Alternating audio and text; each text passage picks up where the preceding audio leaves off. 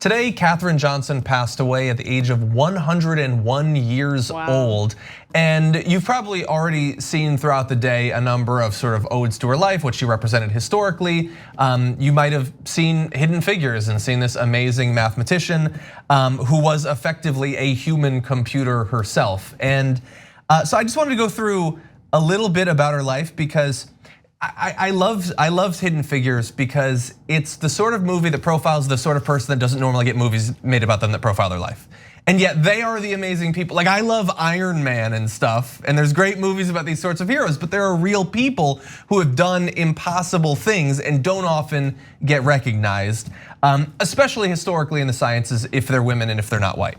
And so it is amazing that we do know as much as we do. And so I wanna give you some information about Katherine Johnson. She created and calculated some extremely important equations to make America's adventures in spaceflight successful. As Bill Barry, NASA's chief historian, told the Washington Post in an obituary, if we go back to the moon or to Mars, we'll be using her math. So like think about how complex it must be to figure out exact orbits, to know exactly where a spacecraft is going to land after taking off, traveling, orbiting the Earth multiple times, knowing exactly where it's gonna land so that you don't lose the astronaut. And not doing that with advanced computers or any computers, just doing that with paper and pencil and getting it right. It hurts my mind to even consider the possibility of attempting that. Yeah. I mean, think about the pressure of taking a math test in college. I don't want to think about that. Yeah. And then this kind of pressure, and then being the astronaut that's like, oh yeah, I'll jump in, I'll go off those calculations. No one's ever done this before. Sure, I'll give it a shot. Thank you, Katherine. So this is more relaxed, so I can tell a personal story about how bad I am at math. I took AP Stats in high school, and I got a 1 on the exam, but I'd already gone to college, so I didn't really try. And later, later, three years later, my sister took the same class with the same teacher, and she was saying, oh, there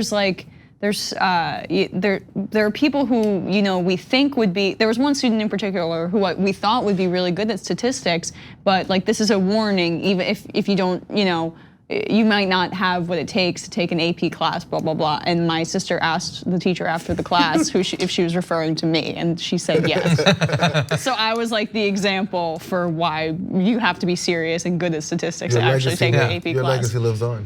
You left a different kind of legacy on math. I'm glad I made the story about me. Yeah, well, we need these sorts of symbols. Right. One is a cautionary tale, one is something to be held up for future generations to emulate. Yes. Yeah, it just blows my mind. Like I've always really been into, this is gonna be embarrassing, I don't wanna make it about myself either, but about sci-fi and space travel and like the all that we have now that potentially we can look forward to. It started off with these incredible humble beginnings where just humans were filling in for technology that we didn't have at that point. And it wasn't like this purely scientific thing, like people's lives were on the line.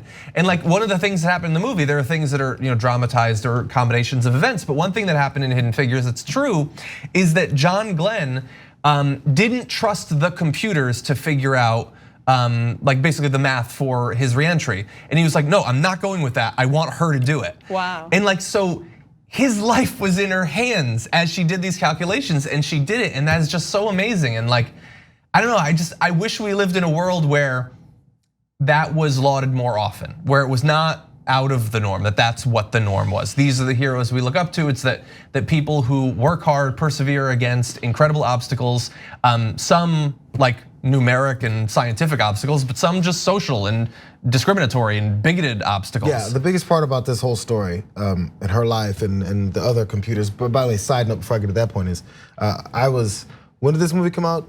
It's a few years ago. 17, I think. Oh, so I didn't that see recent? it. Anyway, it was a few years ago Yeah. that I learned, because I'm an idiot, that before we had computers, there was humans that were called computers. And I was watching the movie and I was like, oh, they're computers. They computed. Bring me my computer, Katherine. I was like, oh my God, it's crazy.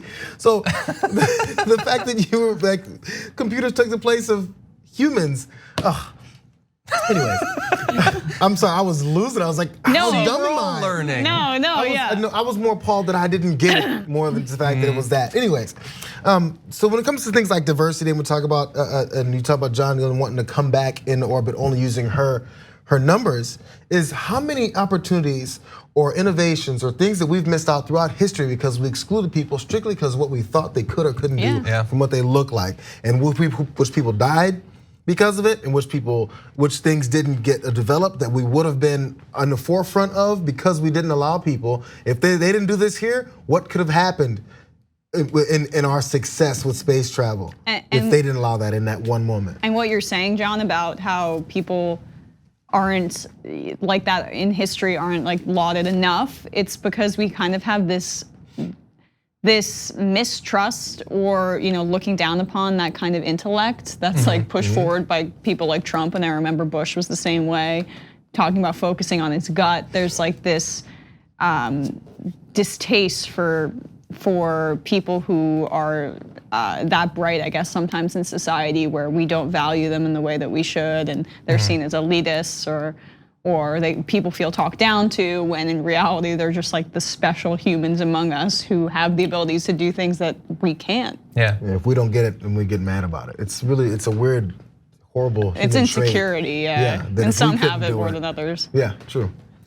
Yeah, and there's like, when we talk about certain periods of history, even ones that do get covered. So early spaceflight is something that there have been a lot of movies made about. Like these stories were out there. Like we keep just having like the ship go to the moon and then the moon comes back. Like these stories are really dramatic, interesting too. We were talking about Chris Matthews, and like he's a World War II buff.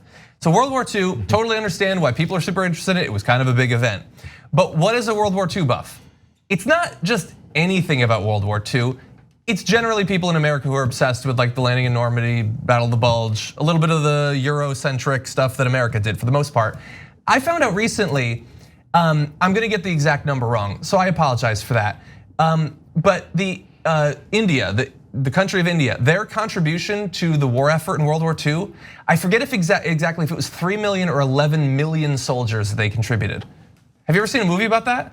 Millions of soldiers. Well, I've never in a movie even heard that happened. Yeah. But there are these amazing stories of bravery and valor of these Indian soldiers who were like effectively helping out people who have devastated them for centuries at that point, but doing so. And they're just like, how many stories could have been told about that? Like you could be a World War II buff.